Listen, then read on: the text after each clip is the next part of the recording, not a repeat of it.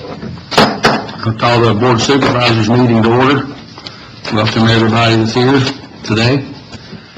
I'd like to start with Ms. Kendra to do the prayer, and Kelly, if you would do the pledge, please.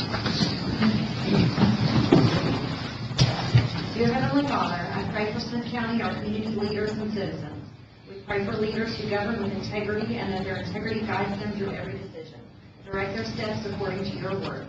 Lord, we pray for protection for our citizens and guide us according to your will. In Jesus' name. Amen. Pledge allegiance to the flag of the United States of America and to the republic for which it stands, one nation, under God, indivisible, with liberty and justice for all. Thank you, ladies.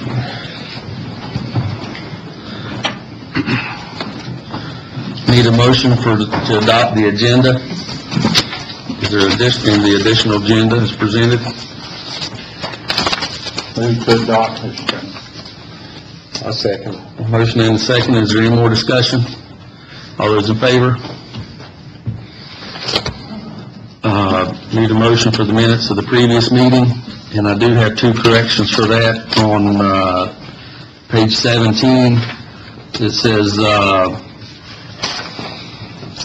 Ohio District Supervisor Rick Blevins seconded the motion, and he made the motion as well. That should have been Curtis Ray. And then on page 34, during citizens' time of our zoning hearing, Teresa Neal spoke in opposition to the permit. That was not in our... Dale, okay. Teresa Dale had spoken in opposition to the permit. That goes in between where Blake Edwards from the Blue Ridge Discovery spoke and are right under there. So we need to add that into our minutes. We have a couple other corrections we need to make too. Okay. Back on page 4, the motion was, right to the top there, the motion was made by Saltville District Supervisor Roscoe D. Call, second by Curtis.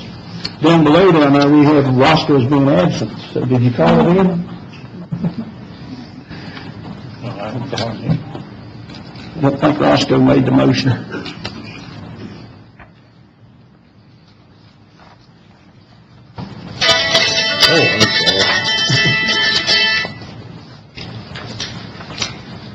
And then on page 29, and it's just, I believe, a typing error, right down at the very bottom, third line from the bottom.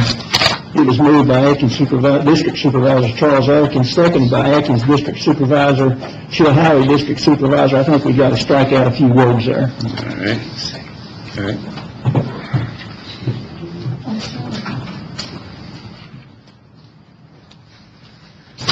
Was that where I made the motion on the regular meeting, Charles? Yeah. Mm-hmm. No, that was You were gone the whole meeting, so. the second meeting I've missed in 10 years. Good deal. All right, we've got a few corrections. Is there anything else anybody found? Mr. Chairman, it's just a small thing. Okay. On page 40, just in the discussion you mentioned earlier, and I had said that I had concerns.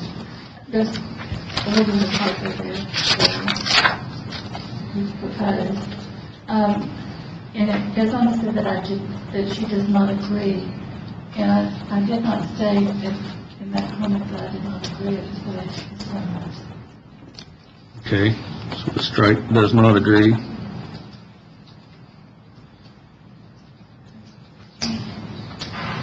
As opposed to Spielberg there on that page too. I didn't correct the spelling, so.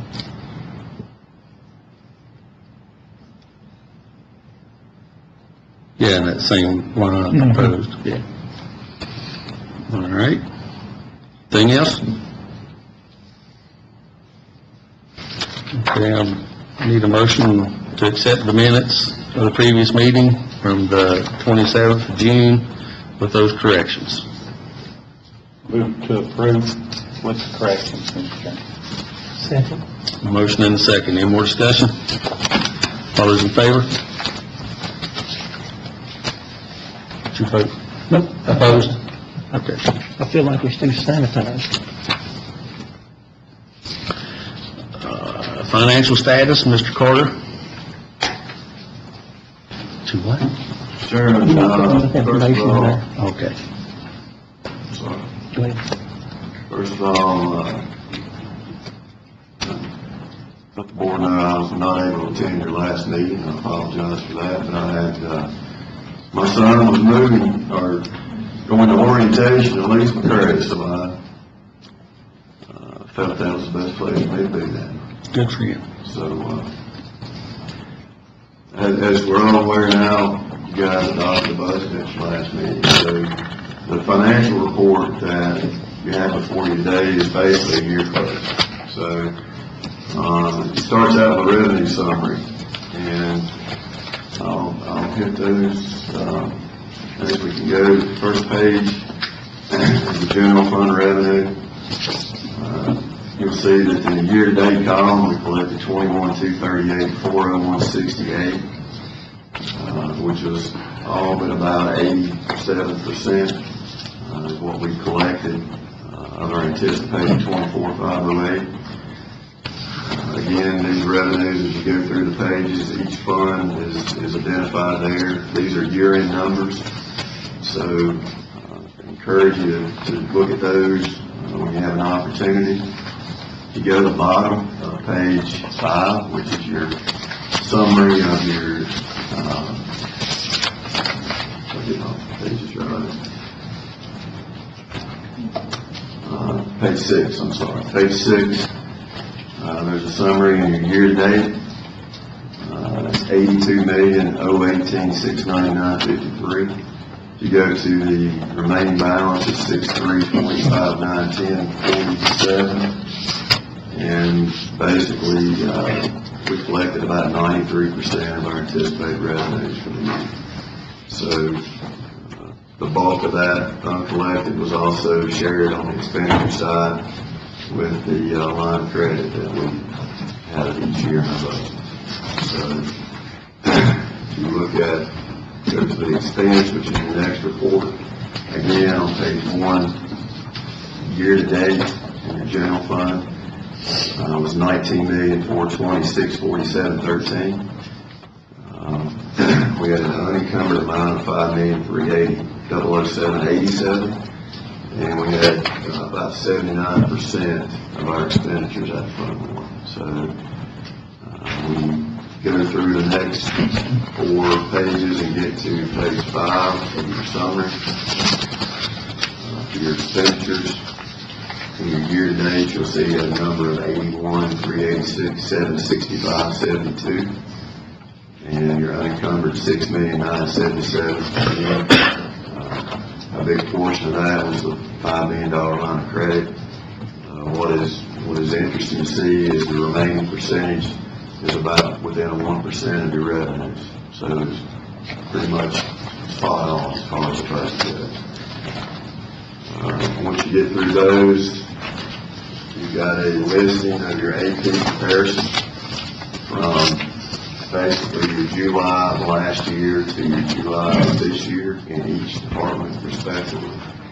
At the bottom of those, in July of 18, we had a total AP of $1,373,607.59, and in July of 19, we had $1,165,132.15. So we're starting out this year with a decrease in AP of $208,475.44. So that's a good way to start your year out. The next report Mr. Chairman? Yes, ma'am. I think during the future, especially in terms of year-end reports, that it's, it'd possibly be nice to know where those savings occurred. Would that be too much trouble? Department 1. Yeah, because something they have to total. I'll get that for your next report. That'd be great. Absolutely. The next page is fiscal years. These date all the way back to 2011 play. And if you look at 18-19, you'll see that we ended in deposits and expenditures. Our total deposits for 18-19 was $81,242,9039, and these are recorded through the treasurer's office. And the expenditures was $79,607,989.14. There's a difference of $1,632,301.25. And if you look across those years, one of the better years that we've had, as you look at those comparisons as they go across. I will point out, everyone knows it's year end, so some of the reports that we typically get from the treasurer's office, we don't have it. They're busy trying to finalize all the numbers, so we were able to get the county expense and appropriation listing, which is your next report. And basically it's a snapshot of a year ago, ending June 30, and comparing that to this past June 30.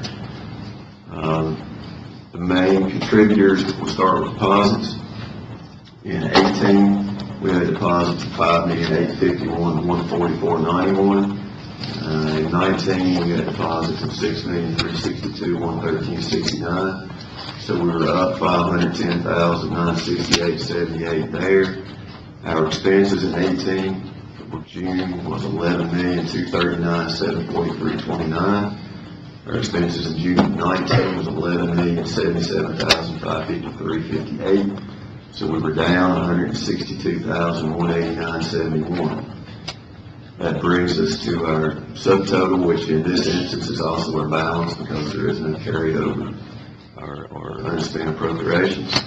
So in June of 18, we had a balance of $4,704,993.43. And this year, in 19, we had a balance of $5,798,707.77. So we actually are $1,093,714.34 ahead from where we were this time last year. The next page is basically a summary of what I just explained. It does identify the expenses and unspent. But again, those go away with the end of the fiscal year. What I did want to do this time was take a look back, so I actually included a 5-year look back. The next report was a snapshot of June 30th, 2014 versus June 30th, 2019. So you got a 5-year look back at how things were and how things are. And very quickly, I'll hit 3 numbers real quick. Deposits in June of 2014, $5,230,627.70.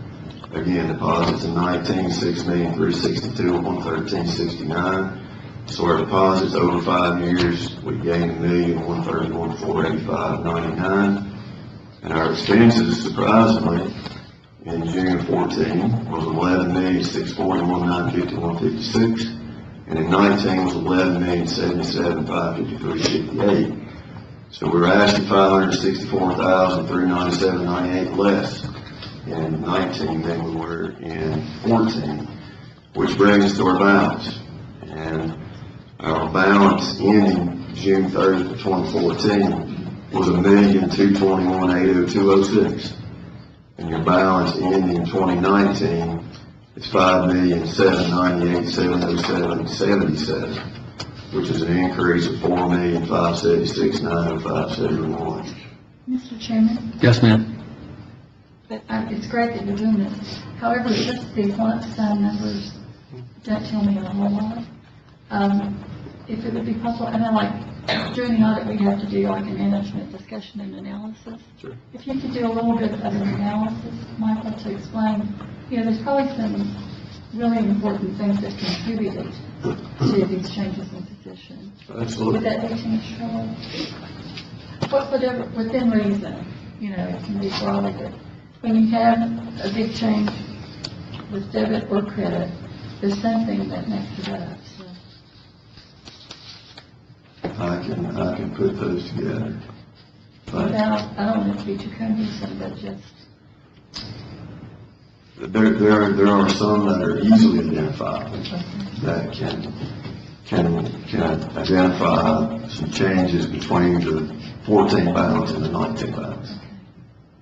some more detailed, but Okay. there are some readily available ones. Or whatever's, reasonable. So go ahead and do that. Mr. Chairman, Yes. just a comment here, the numbers we have right now that we're looking on the screen, those are just the general fund, Fund 1. That's right. That doesn't include all the other funds, so don't get messed up in the numbers. This is Fund 1 numbers only right here, where we've been talking total budget. Which is what we Different, yeah. depend on. Mm-hmm. The other funds mostly are revenue neutral. Right. My point in it is, here's a lump number of where you are today, here's a lump number of where you were 5 years ago, and look at how that's impacted. To have a $4 million difference in balance, deposits up $1.3 million or $1.1 million, and expenditures down $560,000. So those are just snapshots of where we were 5 years ago and where we are today. Those are real good numbers. But what's the detail of the Right. concept? Well, I mean, the detailed numbers, I guess, is what he's had to go through to get these numbers, so, right. That's what I'm asking. Uh-huh. Okay. So that's an extended version of the report, but it's one I will certainly look into and try to formulate some of those for you. That's very good. That just shows there's some progress in the right direction in a 5-year period of time there. One of the ending questions, you've got your appropriations listing on your additional agenda. And when you come to the time of the board meeting, which you want to consider those, you do have sufficient funds to consider these appropriations as you move forward. Thank you, sir. It's 5:15, so I'll open citizens' time.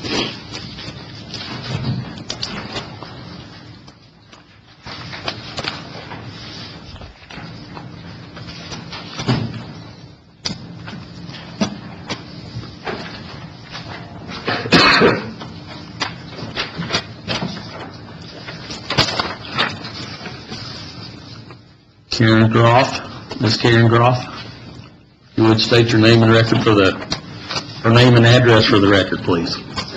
Thank you. My name is Karen Groff. I live at 282 Highland Circle in Adwell, in the Rye Valley District, and Mr. Blevins is my representative.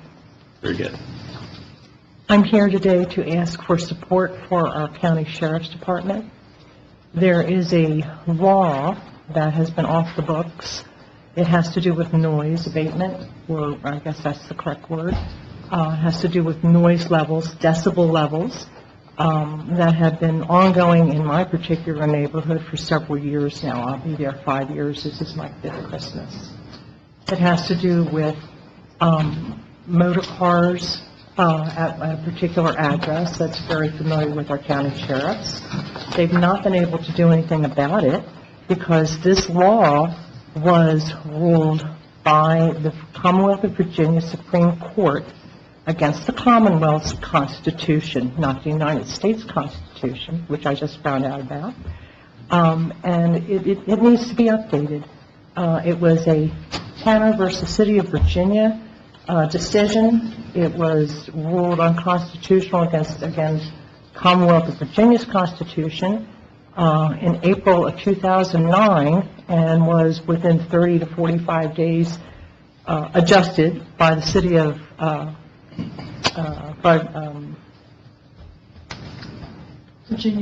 Virginia Beach. I'm sorry. Thank you, Virginia Beach. Immediately, and it has just lapsed. I know it's just something that fell through the cracks, but our sheriff's department is wonderful. I trust them with my life. I'm a senior citizen. I am retired. I live there now, and I love Smyth County. I do. Apologize for not being born here. I deeply apologize for that, but I love it here. I really do. I'm trying to become involved more in the community now that I have time. But I think our sheriff's department needs some help. They need some teeth to this. It looks to be a very easy fix. There are a lot of examples that could be, used. that exist in other towns like Alexandria, Virginia Beach, Blacksburg, quiet times, specifically designated, because it seems that the people that are doing these car repairs and racing up and down Highland Circle, you know, when you're sound asleep and you have this volume coming in, it's a little jarring.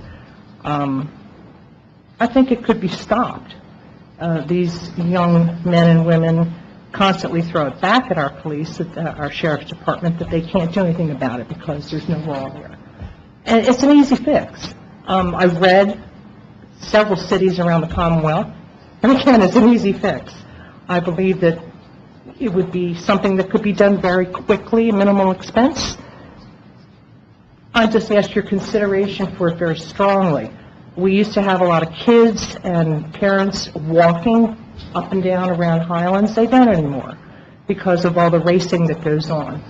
So I do implore your sense of nice quiet at night to kindly address that situation. Even during the daytime, it gets a little rowdy, but I think nighttime is very important. Do you have any questions for me? Mayor, Yes, sir. do you have any idea what, you know, we've had for some time, there was a,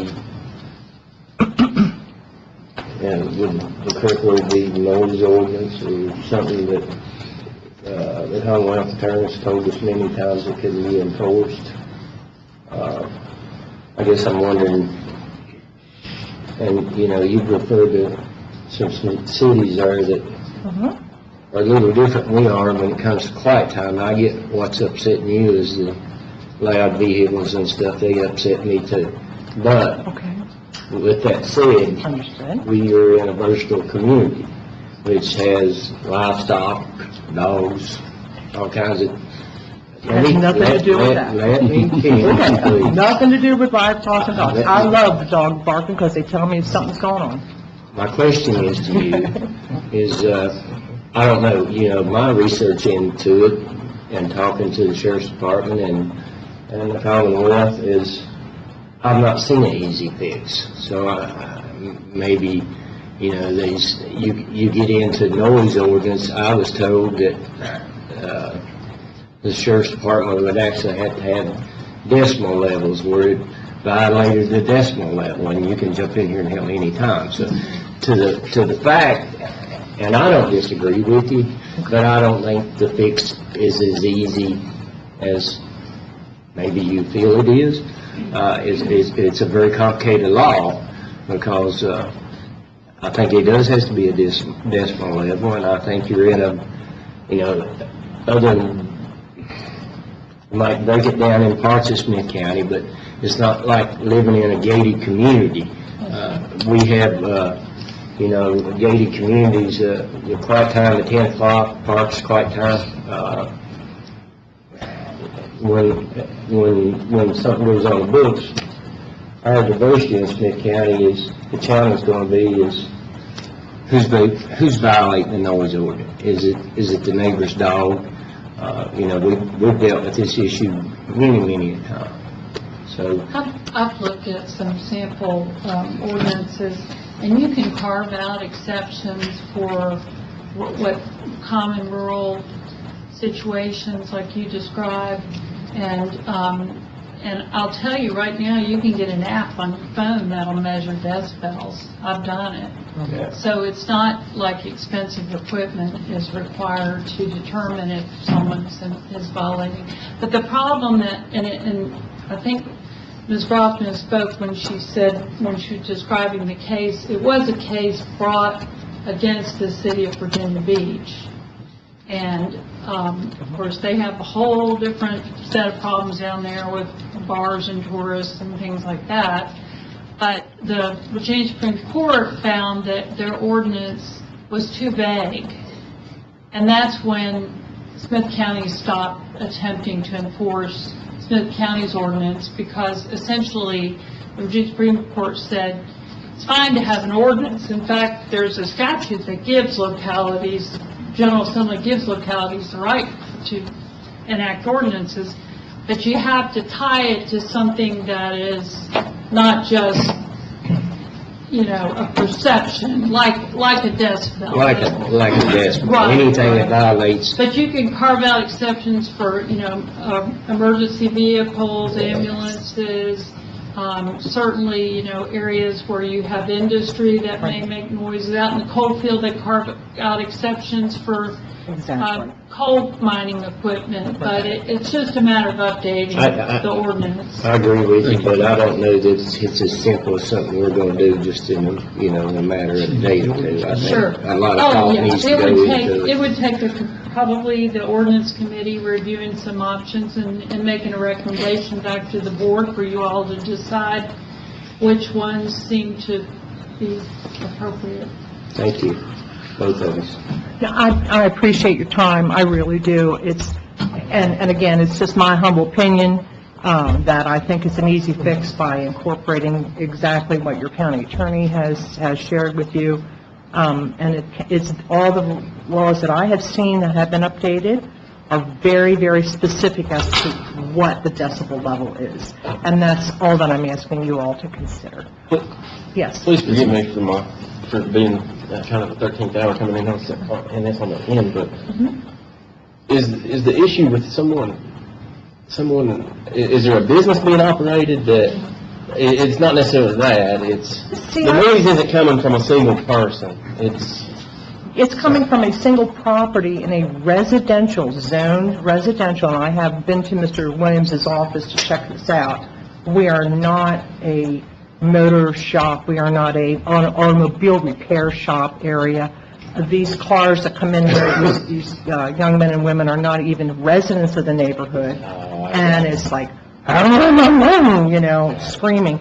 And I think some of the officers that have interacted with these young men and women can attest to the volume that, when they leave, you can hear them going all the way down the Adwolf Road right into town. So it's not like it's, I turn my car on. Okay. I just think they need a little... No, honey, sir, I'm sorry, I didn't mean to say, honey, I apologize. Sir, I apologize, You're sir. truly a part of us here. I'll answer to anything, no big deal. And I got nothing against my neighbors. I love them all. I truly do. I just would like to sleep at night. That's all. And it's not necessarily just the sound, but also the timing. Yes. The timing of the sound Yes, is ma'am. disruptive to parents putting their kids to bed And old people. There's a bunch of us old people up there, and there's a bunch of... If it's racing down the road, it's also a safety hazard. It truly is. And we have a 25-mile-an-hour speed limit, and I do 20 to 25 coming up that hill. Now, I know my car's chugging, but it's not, with the volume and the tones and everything else.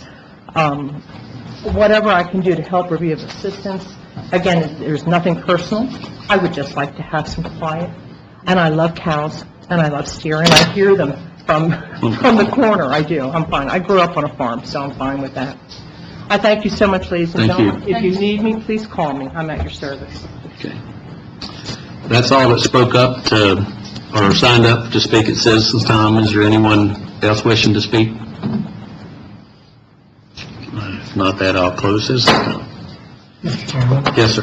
before we move on, do we need a motion to refer that to the ordinance committee for review? If that's a pleasure. I would like to make that motion to refer the request to the ordinance committee for them to review and see what they can come up with. Okay. Second. Got a motion and a second on the floor. Any more discussion? I'd like to see if they had add to that a little bit and ask the sheriff until they do something in the ordinance to maybe send an extra patrol every now and then through that area. And Some of it, I think she left, but I think some of it, I was just mentioning, some of the concerns aren't necessarily ordinance related. Right. Well, if exhaust are that loud, that's an easy ticket. that's what I was thinking, exhaust, and if they're speeding, there's another ticket. So, maybe sheriff's present in that area for a few weeks might make a big difference. There's a lot of voices going into that microphone that trace back to similar situation, and, I agree with you. Anyways. I agree with you, and I got no problem with voting to send it to the ordinance, but I think that they need to take a cautious look and a long look at it. It's not, ever since I've been affiliated with the county and you too, Charlie, it's never been a perfect thing. Right. We live in a very, very unique county where people have to have a small business and they gotta operate. Now, we do have zoning and small business ain't supposed to be zoning. Right in behind Highland Circle, there's Hayfield. So you gonna go out there and tell somebody they can't operate their trailer at just 8:30? I mean, Most of our farmers work till midnight. Yeah. And I just think we need to, I hope, I'm all for giving it to you. I caution you to proceed with caution, and I know you'll do that. So, I think for what she gave me tonight is totally Sheriff's Department related. Yeah. Loud exhaust or speeding. I think that's why it needs to be part of the motion to, I'm fine with that, if you are amending your motion to I'm that. happy to amend the motion to make sure the sheriff is informed of the issues. Okay, got a motion and a second. Any more discussion? All those in favor of sending that to the ordinance committee? Enforcing that law, Mr. Chairman, just like farm use tax. I got you. That's the hardest thing we've ever done. I totally understand. Totally understand. We'll go back to the appropriations. General county accounts payable listing of $1,165,132.15. Payroll, $702,944.65. Auto draft rural development, $8,974.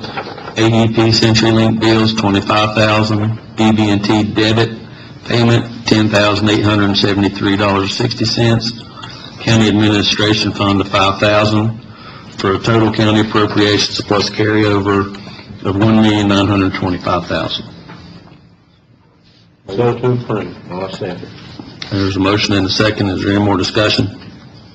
All those in favor? Social services, July 10th through July 31st of 2019, $350,000. August 1st to August 13th of 19, $60,000, for a total in social services of $410,000. So moved. second. Motion and a second. Any more discussion? All those in favor? School operating fund, instruction, $450,000. Administration, attendance, and health, $75,000. Transportation, $110,000. Facilities, $300,000.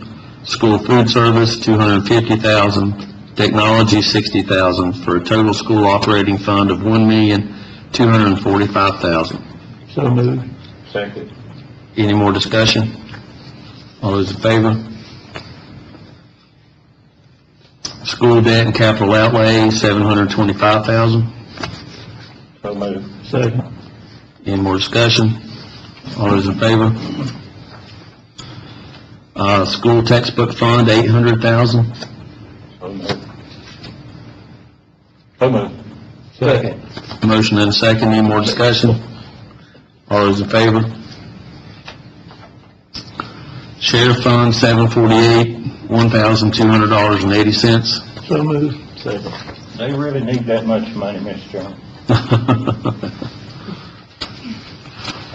I'm just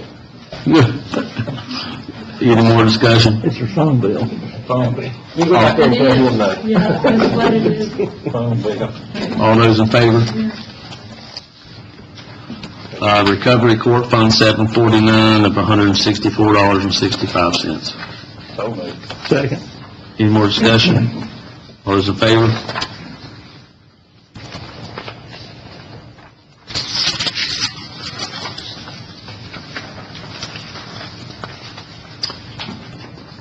We're a little ahead, so 4 for life approval and appropriation, Ms. Woods.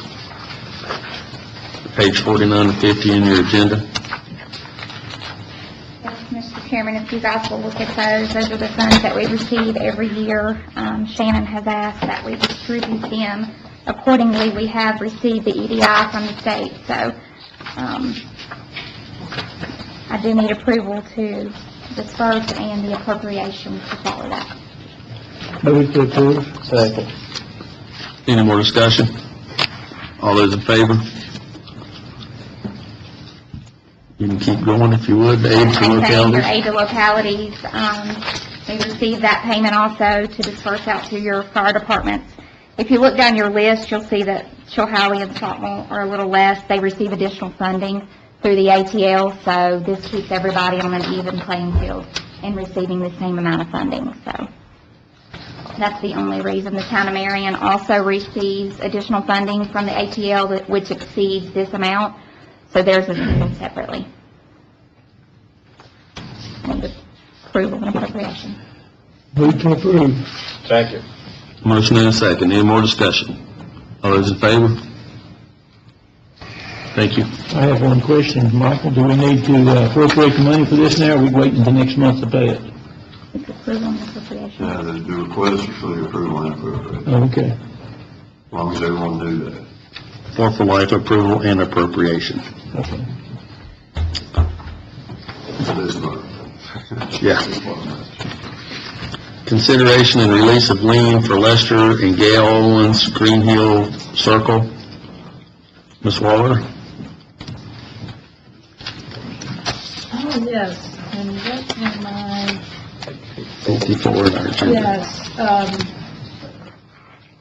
I see that, final payment was made for the special assessment, and the Board of Supervisors has requested to release their lien on the property. And I assume our law firm will need to draft a release of lien, or do we do that through resolution? You know, Mr. Harvey? It has been through draft. Okay. I don't have that with me. I was unaware it was on the agenda until I got the agenda this afternoon, but I can have it ready for the next meeting.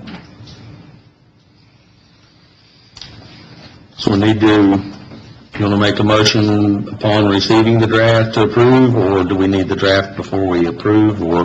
Who executes? Chairman or yourself executes that? Probably on these, Chair. I mean, it's fairly common document. I have no problem making a motion to approve the release and authorize Mr. Dishner to execute the document. Second. Any more discussion? So I'll put on the signature of Mr. Dishner on behalf of the entire board. All right. Okay. All those in favor?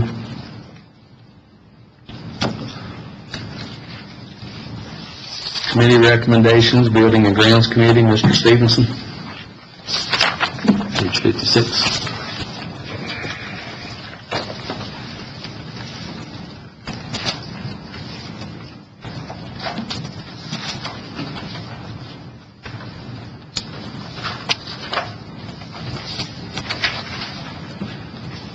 All right, a meeting of the Smyth County Board of Supervisors and Building Grant Committee was held at the county office building on Thursday, June the 27th at 6 p.m.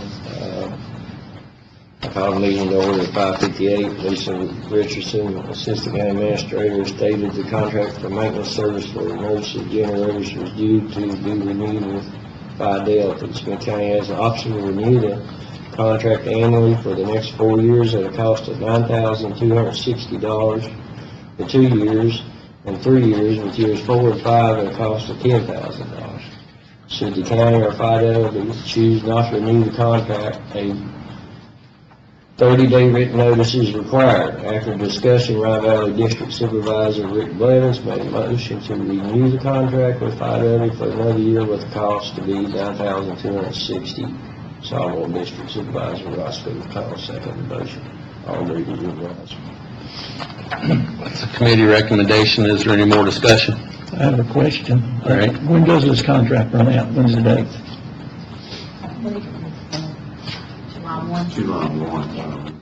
So we're locked in because we hadn't notified them anyway, so. We asked them if they would allow the committee to have time to review and propose. Okay, thank you. Any more discussion? All those in favor? Mrs. Richardson then informed the committee Michael Carter had met with Mount Rogers Community Services to discuss easement in order for the Morris building to tie in to the gas line needed for the new boiler system. At this time, plans are being developed to incorporate availability and service for Morris Building and planned youth facilities for Mount Rogers Community Service Board. Progress on this project will continue over the next few months, and the committee will be updated accordingly. Thanks, sir. Yes, sir. Mr. Chairman, Yes, ma'am? Michael, a few weeks ago, when we exchanged emails, I think there was a reference to $9,000 maybe that was on today.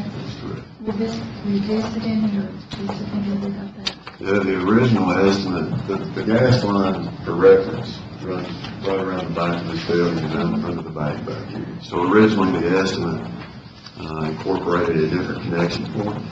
The one that we've discussed now, and I've met with Mount Rogers, I've met with Cameron Moore, who is their architect, and we're trying to find a different, more cost-effective path that also allows, as they build out their campus, for them to benefit from it as well. So it may reduce it? Absolutely. And Mike Duckett, who was with Atmos, I've exchanged different emails with him, and he's on board as well. So we're in the working out phase of it at this point.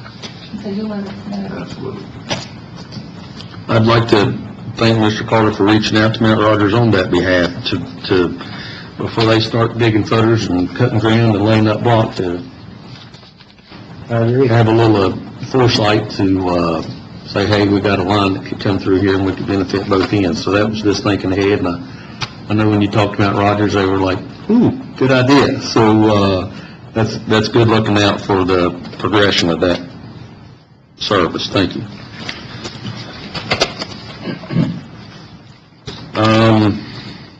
Water and Sewer Committee, Mr. Call, on page 57. Mr. Chairman, I called the meeting to order at 6:15 p.m.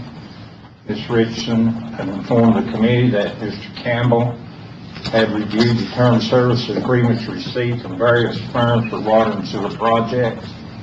He stated he felt it was the best interest of the county to adopt a uniform agreement to utilize moving forward.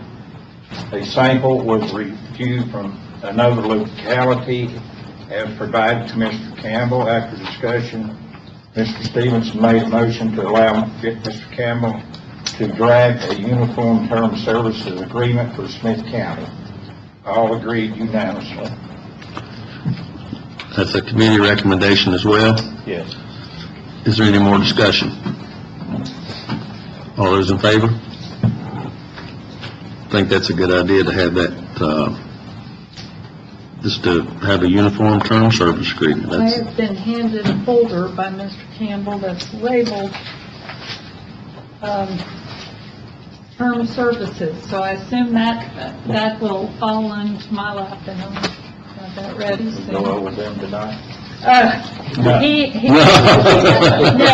has collected, looks like he's collected some, and I withdraw that quick. I'll get that ready. Thank you. The next item, Ms. Richardson then informed the committee that several applications for funding had been sent to Mount Rogers Planning District Commission for various water and sewer projects. Smyth County was awarded one project in the amount of $20,000 for the Smyth interconnection. Due to limited funding, the remaining projects were not funded at this time. I'm on that committee, Mr. Chairman of the board, Mount Rogers, Yes. and they are holding those. If we get more money, they're going to review some more of them. Very good.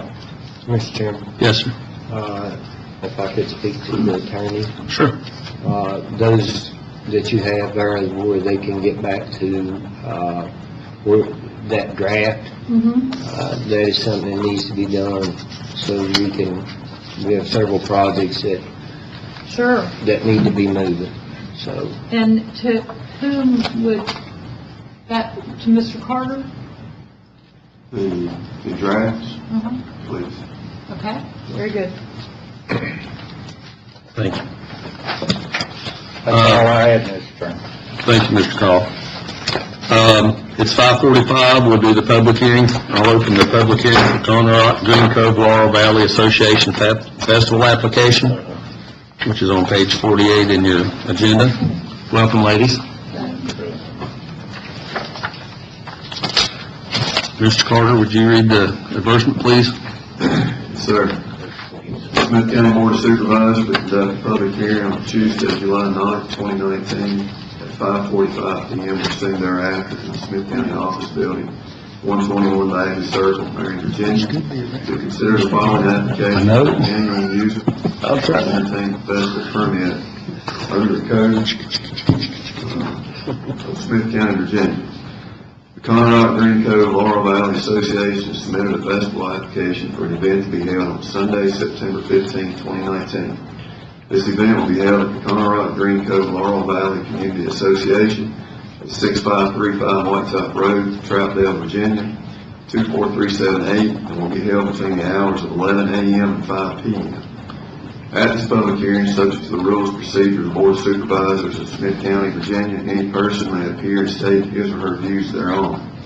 A copy of the application along with their maps and plans are on file in the office of the County Administrator of Smyth County at the address given above, and may be viewed Monday through Friday, 8 a.m. to 5 p.m. In compliance with the Americans with Disabilities Act, persons requiring special assistance to attend and participate in the public hearing should contact Clay Williams, Smyth County ADA Coordinator at 783-3298, extension 8315, at least 48 hours prior to the public hearing. Thank you. Mr. Chairman, I move we waive the reading of the rules. I'll second. Motion and a second to waive the reading of the rules. Any more discussion? All those in favor? Very good. Is anybody here wishing to speak for this public hearing? Ladies, I don't know if you have anything to say, or... Just thank y'all for accepting our application. Yes, ma'am. Everything's in order, Mr. Chair. Okay. No one signed up. Does anyone wish to speak? Everything's in order and look like it's going that way, so I'll close the public hearing. Thank you.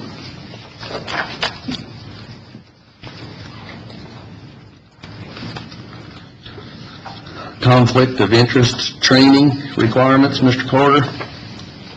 Chairman, members of the board, if you turn to page 58, We've got some new testing to do. I received an email on July 1st from the Ethics Council, which I've attached to this agenda. And basically, it says that as of July 1st, 2019, all local elected officials are now required to complete training on the state and local government Conflict of Interest Act. And it provides you with a link. It identifies me as a clerk of the governing body, and it's my responsibility to maintain those training records for the elected officials within your jurisdiction. Training is provided by the Virginia Conflict of Interest and Ethics Advisory Council. They have a training module that is now available on their website, which is included there as well. I am asked to ensure that the officials are taking the proper training in order to satisfy these requirements. And as a note, they should not be viewing the modules from the General Assembly or state officers, which is a separate link. So, as we move forward with this, I can at some point request the council to run a most recent report that identifies, and we'll keep those records handy of those that have completed that training. And as a final note, it identifies that any local elected official that's already in office as of July 1st, 2019, those officials have until December 31st of 2019 to complete their first training. And any official that takes office after July 1 of 19 must take their first training within 2 months of assuming the office. So it says every local elected official is required to take it at least once every 2 years on a rolling deadline as of when they last completed the training. So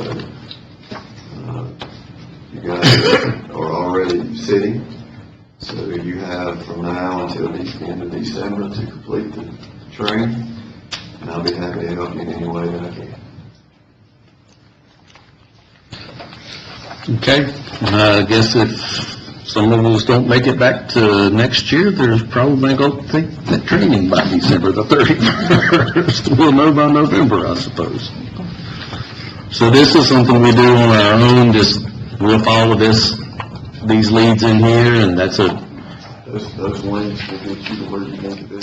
Mr. Blevins, did you take something like that in through VACO? Was that anything like that through VACO? It was, I mean, we got FOIA training and conflict of interest training. And Right. for everyone who's attended the new supervisor training Yeah. program. Mhm. Of course, if you haven't attended that, you probably haven't.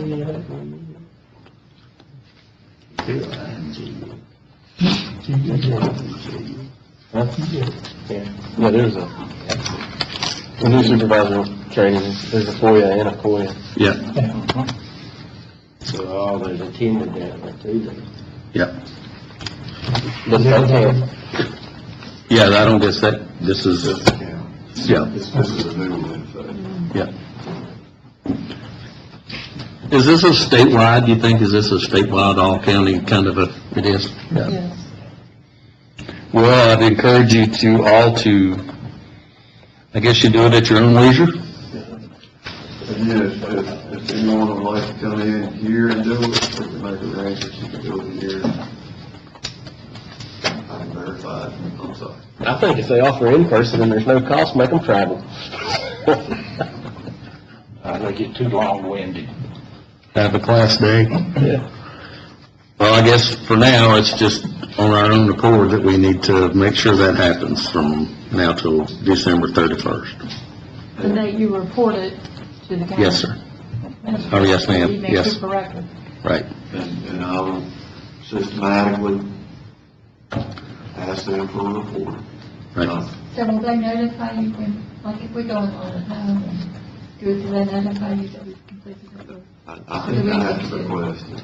Okay. As I read this, I have to make a request. So what I'll probably do from now until the end of December is I'll probably make a request in each quarter.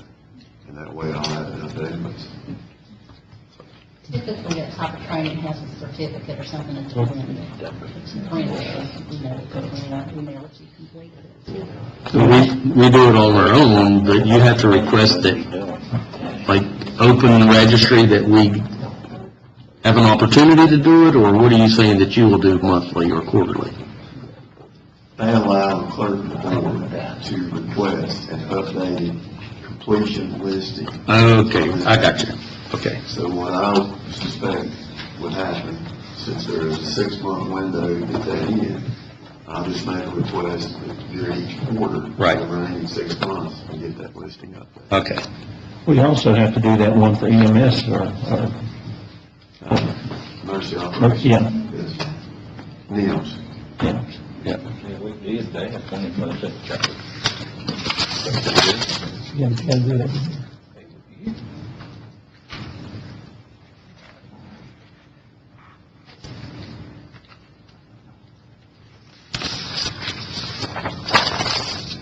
Back to the Dragon project update, Ms. Woods?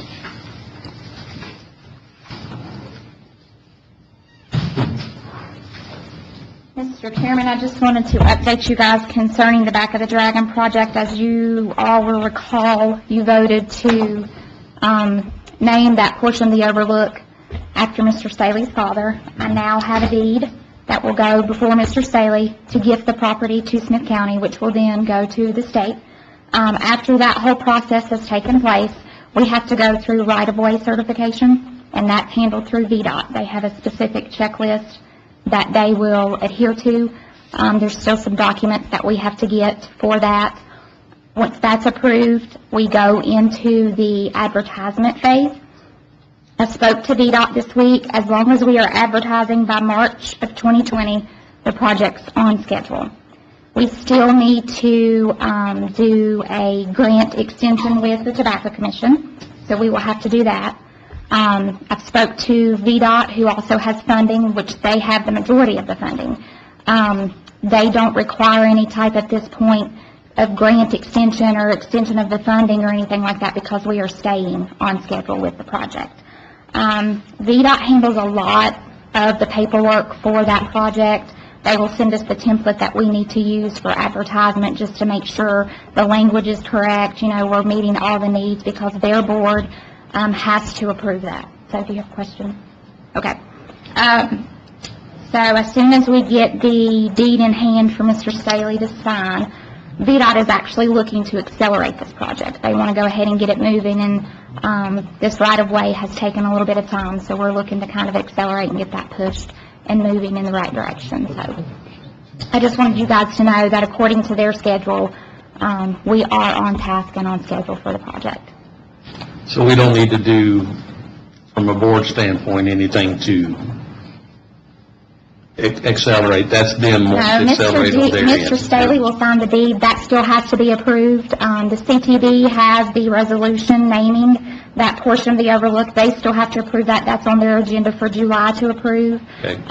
We will get word back, that they've approved or not approved. Right. I've never had them kick anything back. No, as long as you continue to update and move it forward, Yeah. there's not an issue. We're kind of contingent upon that, but we're still doing a lot of the legwork to keep it going while the CTB votes on that, the naming of that portion. Okay. So. Mr. Chairman, the one thing I think that the next thing the board will do is once that deed has been reviewed and hopefully signed by Mr. Staley, is will be the acceptance of that deed by the board, which will set those wheels into motion. And hopefully, we can transition that over the next 30 days. Yep. Very good. Any Thank you. questions? Any questions, anybody? Thank you. Thank you. Financing of boiler and solid waste truck, Mr. Carter. Mr. Chairman, members of the board. Mr. Chairman, do you want to do this and then do the public hearing, advertise for 6, or do the public hearing? Kelly just poked me. I didn't know how long this would take. I thought maybe we could do it in 4 minutes. Knock it out if you give me a minute. Go for it. Okay.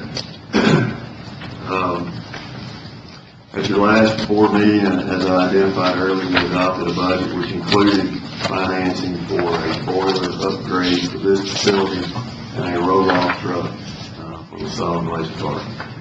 On pages 59 through 63 is information relating to that potential financing. We have met with Davenport Company on different occasions. They are assisting the county in providing solutions to accommodate this expense. Very quickly hit the high points on what we've done thus far. If you look on page 59, the first thing is we're talking about 2 different options, tax exempt and taxable. All this is basically the RFP that's going out to the banks, is what this listing for the next 4 pages here is. But banks have an opportunity to quote on this request. It's got an amount listed up to $915,000. That's a combination of boiler and truck. They're breaking it into interest payments and then doing principal payments. The interest payments that they're asking for is twice a year, January and July. Principal payments only in January. If you flip to page 60, it gives you an estimated amortization schedule based on option A, which is a 10-year, and option B, which is a 12-year. It provides for the estimate of what those annual payments would be. The drawdown, of course, is all at closing. McGuire Woods, we serve as bond counsel. We've had numerous discussions with McGuire Woods as well. Of course, the county will provide audited financial statements. The award, and on page 61, they have just a timetable as to what and how, and basically the intent. The hope is that the RFPs are out right now. They went out to 109 different banking institutes, so there should be a whole host of submissions for that. The deadline is July 26th. I'm getting those proposals back the week of the 29th. There'll be some work done clarifying those proposals with the bank. Hopefully around the first week of August, we'll have a recommendation to proceed with the best proposal. That'll be brought to you, the board of supervisors, at your meeting on August the 13th, where you'll consider selecting the proposer and adopting final resolutions and financing documents. And if all that goes accordingly, close the direct back loan financing later that month. So, right now, as I remind, the conveyance was a 2-year beginning July 1. So we have anticipated in our budget that is now adopted, trying to get that system in place at least over the next 9 to 10 months so that we enter into the second year of it, paid for, at least upfront financing, and ready to supply heat following that. Initially, we talked about trying to get it all done in this year. I'm not saying that won't happen, but the timetable is very strict on that. So that's just an update. I'm guessing that the proposals, once we receive those, Mr. Chairman, you want those to go for the budget committee or whichever committee it chooses, but those will need to be reviewed and then recommended as a committee to the board.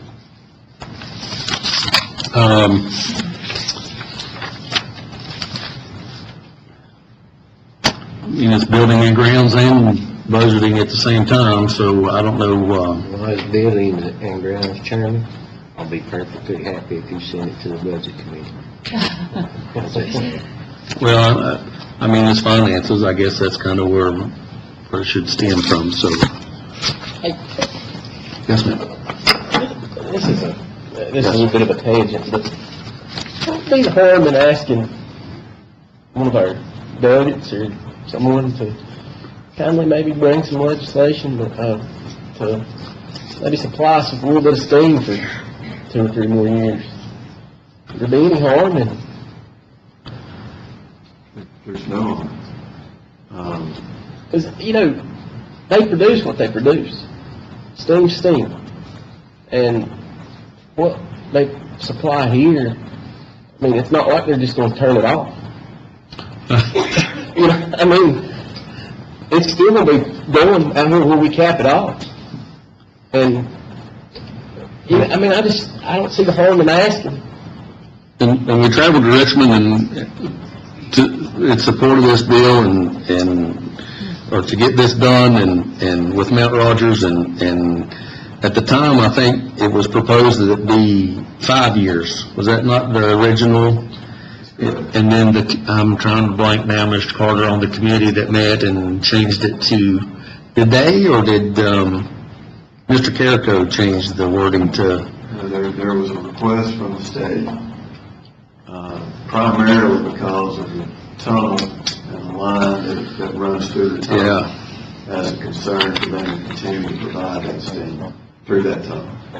So the timetable was reduced from 5 to 2 based on that discussion. Right.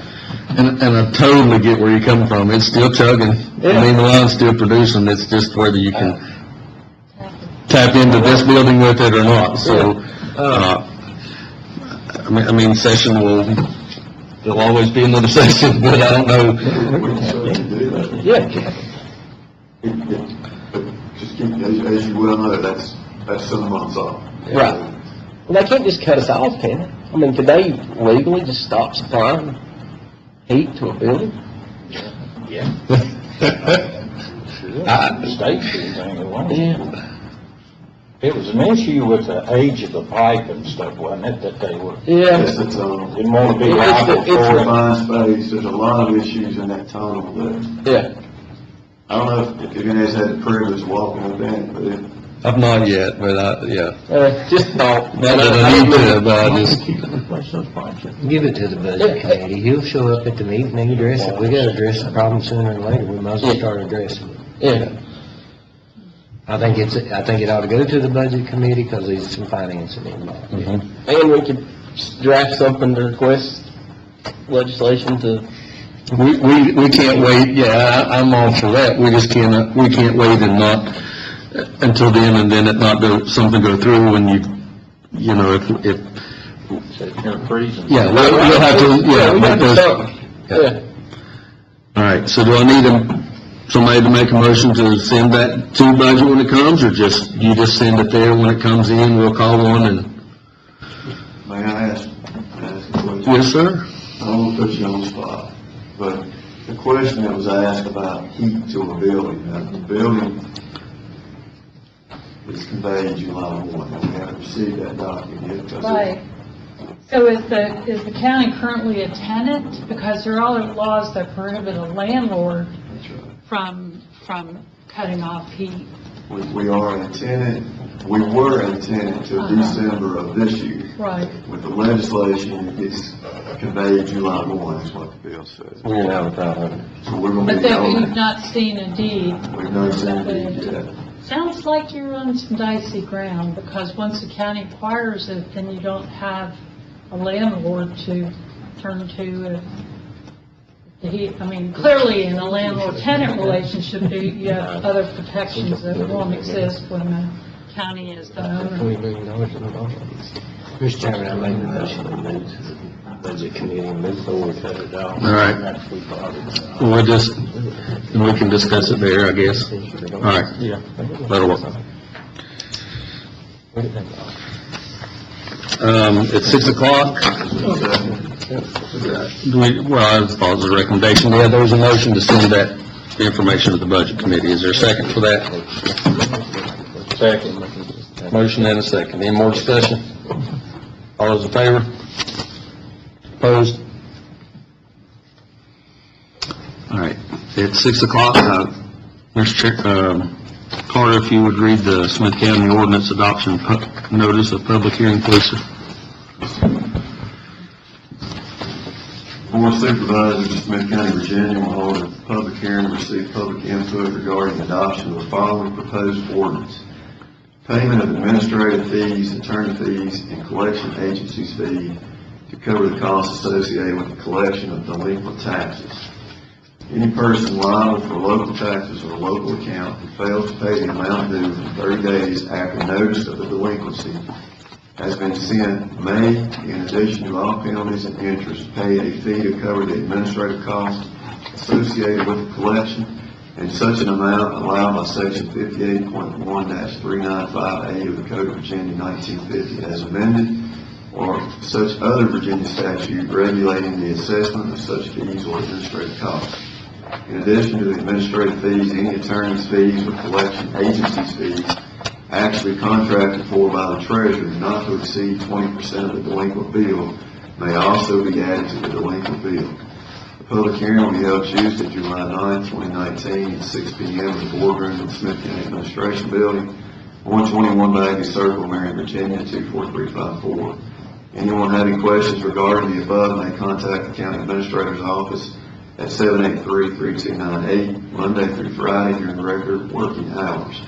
A copy of the full text of the proposed amendment may be inspected in the County Administrator's Office. Written comments may be submitted to the County Administrator's Office. All written comments must be received no later than 6 p.m., Tuesday, July 9, 2019. Mr. Chairman, I will identify that I received no written comments. Mr. Chairman, I move we waive the reading of the rules again. Second. Motion and a second to waive the reading of the rules. Any more discussion? All those in favor? No one has signed up to speak.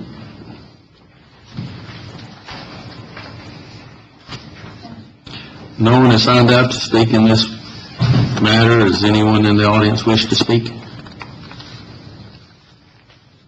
Mr. Chairman, I've had one question asked to me of it, and I want to bring it before the full board. So their comment was a lot of people in the county, recently, past few years, they get their notice due December 5th, and they don't pay it till they get their tax return in February or March.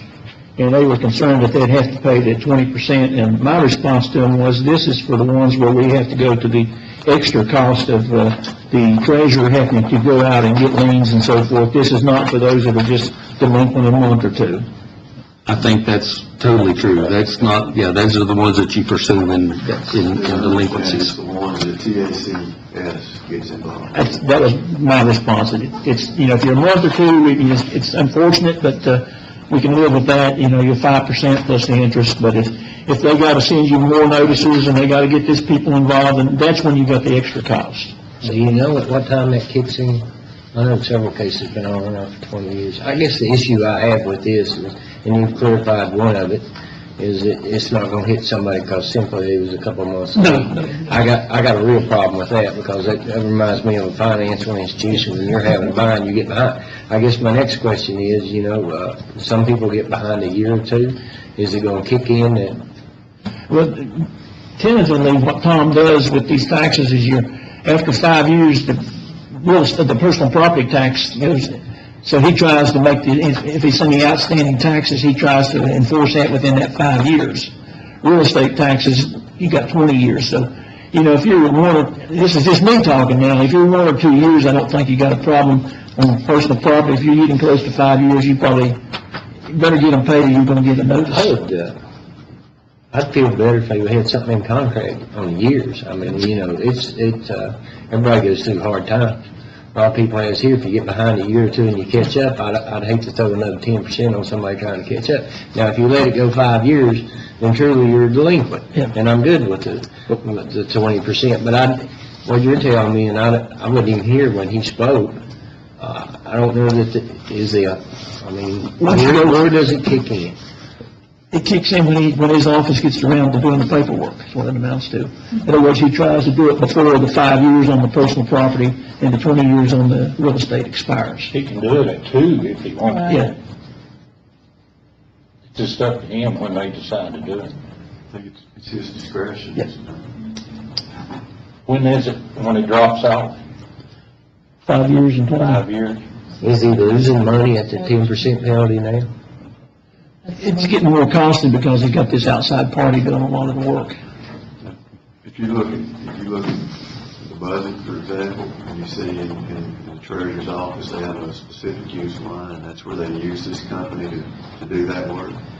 It continues to grow. I just don't want to, I'm all right with 5 years. I don't want to break somebody's back that's having a hard time for a year and they're trying to get caught up. I had more of them. I understand that it's up to him and stuff, but I don't know that I like that wording part of it. May I ask a question for clarification? When you're saying up to him, are you speaking about Mr. Burkett? Yes. Okay.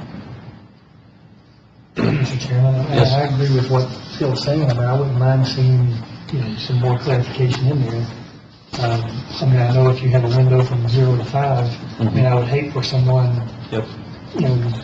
Good point. to get 5 and somebody else to get 1 because somebody knew somebody or, all those kinds of things. I think it needs to be more uniform. So, I would like to see this kicks in after 2 years, 3 years, 1 year, 5, so that all citizens are getting the same treatment from the treasurer's office, not just at the discretion of that office for when they get around to it. I totally agree. I don't know think if that's possible or not, but, May I interject something? Yes, ma'am. I think I might be able to get you all a pretty quick answer with a phone call. The fellow who started this tax company, John Wright, graduated with Jack from Appalachian School of Law. He's from Grundy, and he's in Richmond now, but I've dealt with him a lot in a lot of different counties. He's accessible, he's responsive, and he may have it in his agreement with the treasurer's office what the criteria are for initiating the process, so that Mr. Burkett knows, hey, here's a case that fits this criteria, let's put tax on it. Well, tonight, this is our public hearing, so we will address this again till our next board meeting, so can you do that till the end, and then we I'll can... give John Ripe a call and see if he can shed any light on it. That's the concern, that there be uniform enforcement, Yes, that ma'am. it not be arbitrary and capricious, that depending on who you know, you might get more time. Right, yep.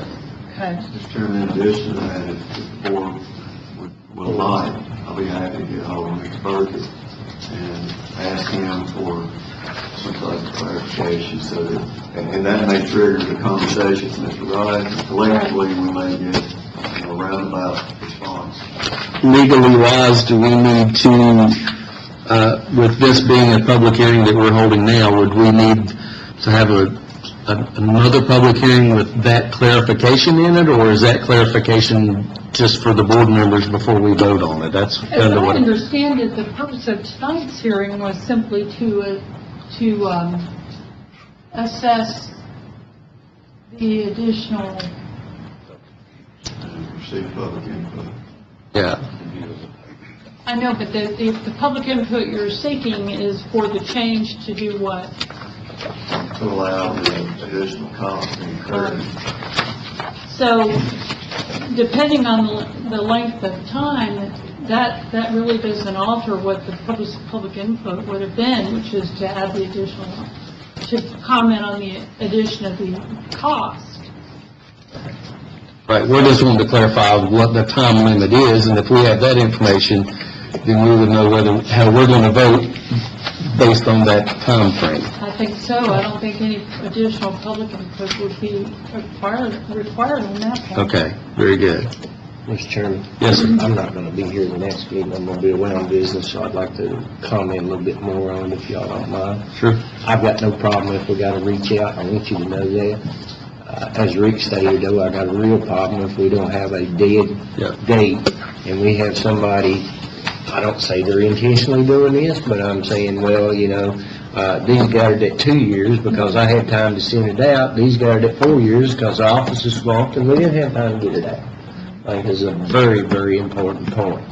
And also, I hope that y'all will take in consideration that, you know, some people get behind 1 or 2 years, and I don't want to go any further behind, and I'm good, but I just don't want to hit somebody that just missed and couldn't help it.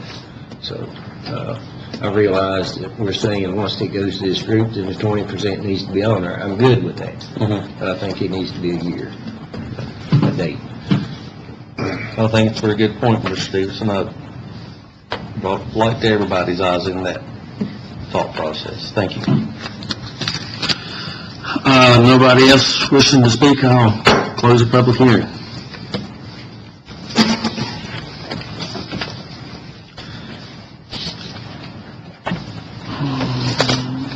Planning Commission recommendation, page 64. Chairman, I'll be glad to cover that very quickly. All right. On page 64, you have the recommendation from the joint public hearing on Thursday, June 27, 2019. It was for the High Country Horse Camp LLC. Mr. Tom Davis applied for a special use permit. Commissioner David Spence made a motion to recommend the Board of Supervisors approve the High Country Horse Camp LLC special use permit request for a campground with the following stipulations. There are 6 of them. Number 1, there will be a maximum of 14 full-service campsites. 2, the permitted campsites be limited to 30 people total. Number 3, they establish and enforce a quiet time at 10 p.m. Number 4, no alcoholic beverages allowed on premises. Number 5, access to the property be limited to the 2 main entrances on Whitetop Road. And number 6, the camp be staffed during operation and they enforce the above conditions. Commissioner Hazel Wagner seconded the motion, and after consideration, the motion passed by the following vote. Those in favor: Q, Spence, Wagner, Shepherd, Davidson Jr., Dean. There were no nays, no abstainers, and 1 absent. That is your recommendation. Okay. Oh, go ahead. With those stipulations, were those stipulations that the commission placed it themselves? Yes. Okay. Do you see any enforceability issues with those stipulations, or? As I recall, Mr. Davis, these were discussed with him, and he said they were fine. What are your concerns? May I jump in here? Sure. I know where you're going, the reason I want to jump in, and it's the issue I got. And one of the issues was, I think we need to be aware that when we approve special permits, that if there's a violation of that special permit, it is up to this county to enforce and pay your legal fees. And I think we need to, when we add these things like access to the property be limited to 2 main entrances, that's not something we need to be enforcing. That, the state has to approve the entrance, and it leaves us wide open for somebody to say, well, they're not using the road, they're doing this. You know, the law can't enforce it. Right. We have to enforce Civil. it. There can't be staff during operation and enforce above conditions. I'm sure there can't going to be staff. You know, you said the guy, and I curse, I apologize. No, you're fine, They said, you know, the night he was here, I remember him talking about doing something for the wounded warriors or disabled veterans, and, you know, it could be several show up. You know, again, I think we get to the, when you say he has 14, and I'm gonna get to you, man, I ain't forgot about you. You know, we're limiting to 4 full service and 30 people. I don't know whether, somebody made a point to me on the board that, like, if they have, scouts up there, well, they could easily go over 30 people on a scout mission. And, you know, I think some of these need to come off here. I'm good with the quiet time after 10 p.m. I haven't said I agreed with this yet. But, I think we need to be very careful when we put stipulations on that we got to enforce. You know, if we're going to let them come in, then let the laws and the legal rights in the state and the health department enforce it, not us. Well, his request is for 14 full-service sites and 30 primitive sites, not 30 people. Not 30 people. but And he the size. developed that with assistance of the Virginia Department of Health and Mount Rogers Health District. And I have a problem with limiting it to 14, and giving 14 full-service sites, but primitive campsites to be limited to 30 people, I don't think that's right. And I think we're putting provisions in here, you know, we're not here to set a precedence on this. You know, if we set a precedence that says no alcoholic beverages, what happens when somebody else gets a special use permit and they're allowed alcoholic beverages, but we set the precedence of allowing alcoholic beverages? I just think the commission's getting a little overreaching. Either we're going to let the guy operate his business and have his rules of operation and conduct it, or we're not. I agree. This is just getting crazy. I agree. You know, you go out to the park, and I don't believe in alcohol. I think abuse, they ought to enforce it. I don't think it's up to us. Even you go out to the park, the campsite, you'll see somebody drinking a beer. I think we're carrying, I agree with you 100%. I think the commission is carrying it too far. Mr. Chairman? Yes, sir. One other thing I think we need to consider is, you know, Mr. Davis might be all right with all this and live by it, but, you know, he already commented he's thinking about selling it. If we agree to it, the next person's gonna step right in there. They may not be willing to do any of this. I agree with you, and that will leave the enforcement up to us. I do have a communication from Mr. Davis earlier today that specifies 14 full-service sites and 30 primitive sites, not 30 people. I'm just reading his Yeah, words I here. kind of wonder if that's a typographical error, the way that number 2 was written, that the word people really shouldn't have been there. No. No, that was the planning commission's recommendation. Oh, was that it It was. allow only 30 people? 30 people total, and Oh. I was Well, if you got 14 full-service campsites, that could be 56 people. Right. Yeah, sure. And I was contacted earlier today by Joel Pugh, which is the chairman of the planning commission, and he said that there was a letter coming to us all, and I haven't received mine yet. He actually sent me a text of it, and I can't read that small print. So, but I think that was the request, was that if you were limited to 30 people and you had 30 people come to a campsite and then their parents came, then you got 60 people, and that wasn't enforceable. I know he said that he stated that one of them was regulated through the state, that if there were 0 to 15 people, you had 2 porta-johns, and if there were 15 to 30, you would be required to have 4. So he was okay with, as far as I understand, just through what Mr. Pugh had told me, and like I said, I can't read that smaller print, but I think the curfew and the alcohol, I think he was okay with that. But I totally get where you're going of kind of really stepping out and covering things that you approve as, you know, I don't know. I think Mr. Atkins' point's very important too, even though this guy approves it, and I don't mean to interrupt you. No, go ahead. We need to carry it to the next property, but when you get done speaking, I'd like to address this lady back here. All right, go ahead. Well, that's all. I just wanted to express that the chairman of the planning commission, of course, now they had already voted, and this was their recommendation to us. Since then, he's gotten more information, and that's, Why don't we send it back to them? Tell them to look at No, it. well, then it's just, I have no problem making a recommendation to approve the permit for 14, with the only stipulations being 14 full-service campsites, 30 primitive sites, and no other stipulations. Because anything else, we're just getting into stuff that we don't need to be into. Well, I don't remember them all, let the health department take care Well, of them. Mr. Ray, you were not here, were you, for his presentation? I was not. There was someone, and maybe that's who Mr. Stevenson wants to address, but there was someone from the community that was here and spoke about concerns about noise and traffic. Okay, And I think maybe the planning commission was responding to those concerns. may we continue? Yes.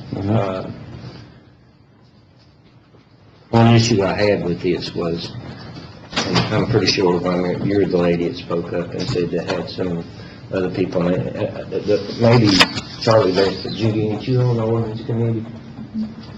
One thing concerns me about our zoning notice is the 5-day notification. And I was ready to throw this out simply because I felt like your neighbors, and I think maybe Judy, maybe they deserve a little more time to. And what is also on it. But anyway, you know, and I was going to go to bat for you on that reason. I'm not a zoning person. I don't like zoning. But on the other hand, I think you got rules and you follow them. But I asked Mr. Carter, because you told me your other neighbors had concerns, if he received any letters or any complaints, and we hadn't, and nobody's here tonight, so I had to believe you're the only one that had a concern with it. You understand what I'm saying? So, on that, I'm with you, just removing them all.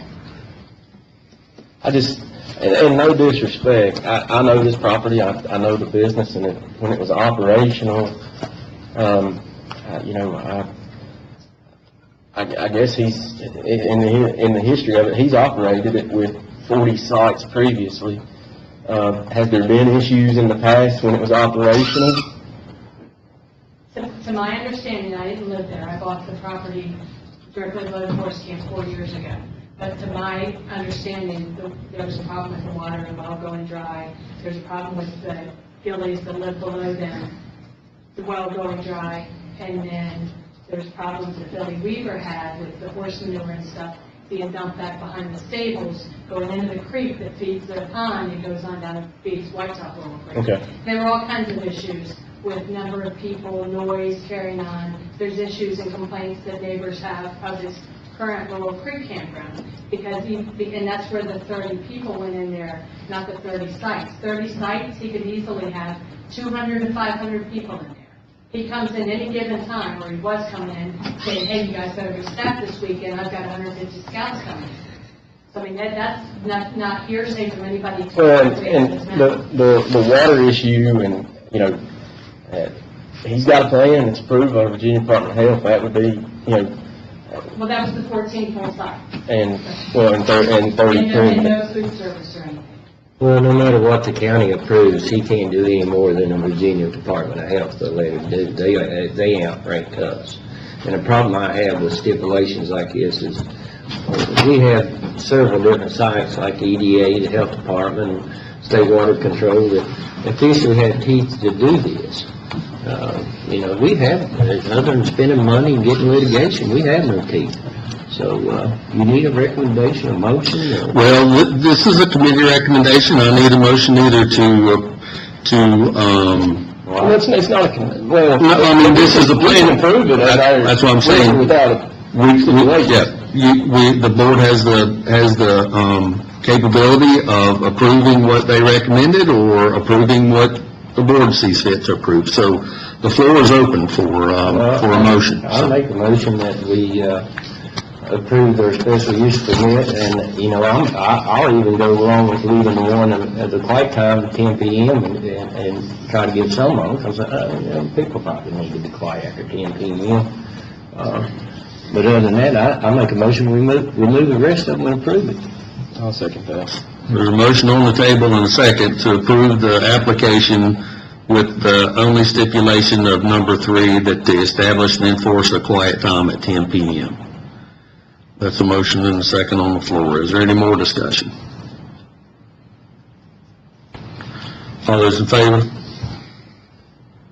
Opposed? You opposed?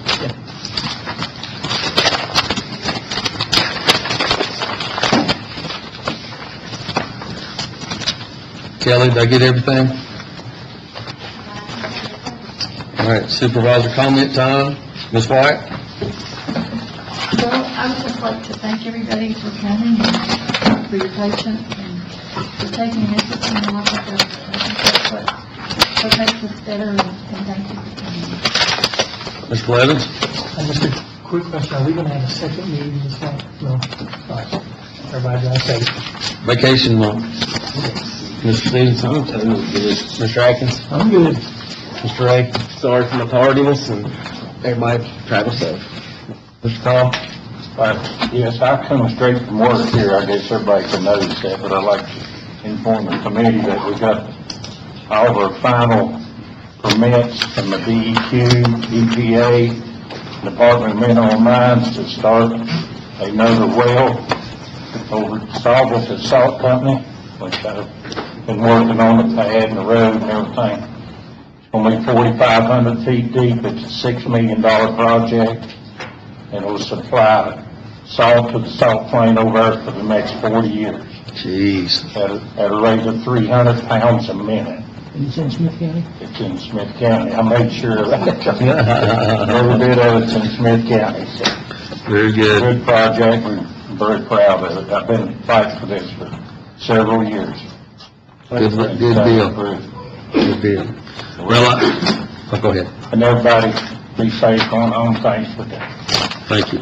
Well, I was out and about today and actually ended up in Chilhowie at Goodman Jewelers, believe it or not, and I went in and was talking to the fella, and it just left with a smile on my face. He was just, I told him who it was, we got to talking, and I told him who it was, and I was the chairman of this board, and he was just so optimistic he said he sees it in his business that the companies around that are in Smyth County now are hiring, and they hire at a very competitive wages, and he said, I see it in young people coming into just his own private store and saying,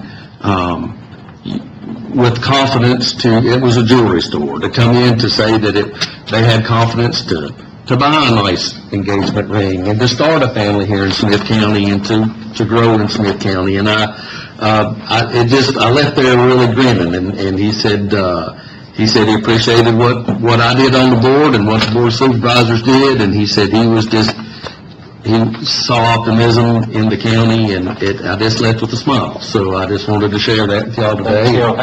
Yes, sir. I've had the same conversation that he actually lives in Salisbury. Yeah. Where he's going to town, he's told me the same thing. It just made me feel good, and I just, sometimes you don't get that out in public, but just to hear a private business owner just seeing it in his business, it made me feel good. So anyway, thank you guys, and we'll adjourn.